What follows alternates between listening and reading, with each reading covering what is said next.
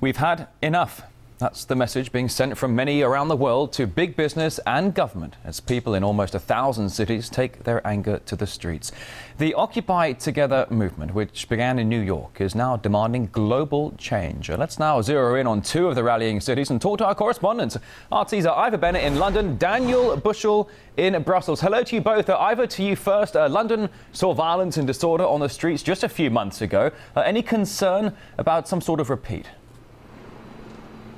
Well, there's no violence here just yet, and there's none planned from the protesters. But of course, that could always flare up with the police using the tactics they are. They've just started kettling protesters here, which means they're containing them in a small area, and that has been a controversial tactic in protests in the last 12 months or so, which has seen violence flare up. But don't forget, this is a very different thing to the riots that we saw across England about 2-3 months ago.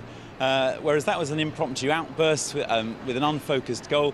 This is quite the opposite. It's a peaceful protest, and it has a very clear message. That is the democratisation of the global finance system, and they're calling for, as taxpayers continue to bail out banks, they're calling for banking executives to pay back their bonuses. Now, to begin with, this action of Occupy the London Stock Exchange was ridiculed a little bit in the press in the last couple of weeks, but it's definitely gained momentum with 15,000 followers on Twitter and Facebook for the event, and people have been turning up here, hundreds, bordering on 1,000 probably, with huge backpacks full of food, tents, sleeping bags. So clearly they're very serious, and they're planning to stay here a long time. Now, to talk more about this, I'm joined by one of the organisers, Spiro van Liemenen.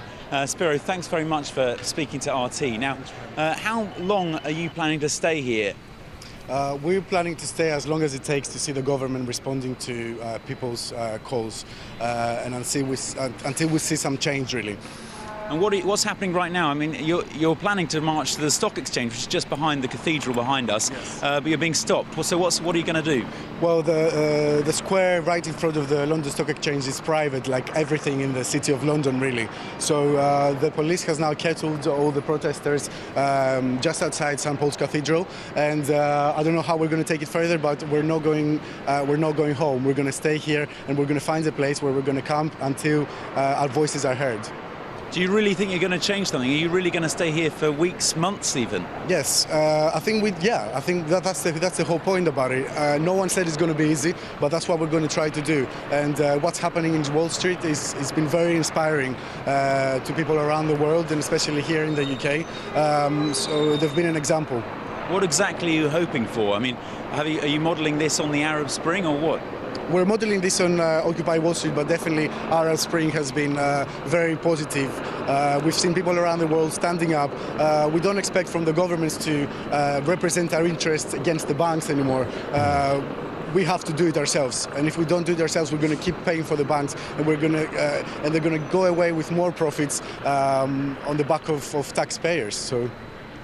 And how much support do you think you've got for these calls? It's if you think that we started only a couple of weeks ago, and we were a handful of people who started something online, and within 2 weeks we have 12,000 people following us, and 5,000 people confirmed that they're attending the event. And now, as you see, we've got a couple of thousand of people who turned up, and it's been very inspiring, and it means that the timing was right, and that people were looking for something like that, something that transcends political affiliations, and something that is truly democratic, a grassroots movement, and a global movement, first of all.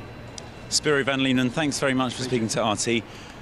We'll continue to bring updates here from London as the protesters try and take their protest to the London Stock Exchange. At the moment, they're not being able to because it's private property, but you heard it there, they're not going anywhere until they get what they want. All right, Ivor, thanks for that. As the numbers swell in London, let's head over to the European political capital and speak to Daniel Bushell now in Brussels. Daniel, a lot of anger over Europe's financial woes has been centred in Brussels, the heart of the EU. How worried do you think that European lawmakers should be?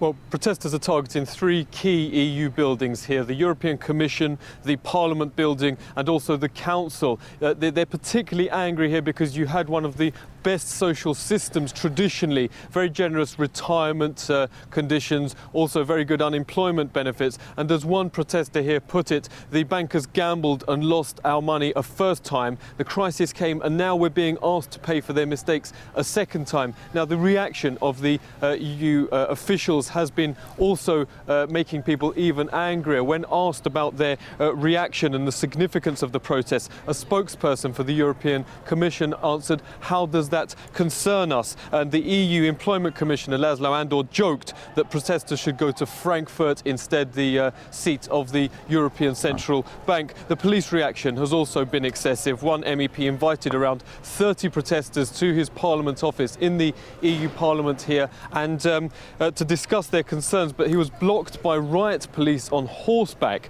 even though it was obvious that the protesters were peaceful. Now, after protests against the heavy-handed security company in charge here called G4S at the European Parliament, around 7 protesters were eventually let through to actually discuss their concerns. All right, RT's Daniel Bushell there in Brussels, and of course RT's Ivor Bennett live in London. We'll be catching up with you guys throughout the day. Many thanks indeed.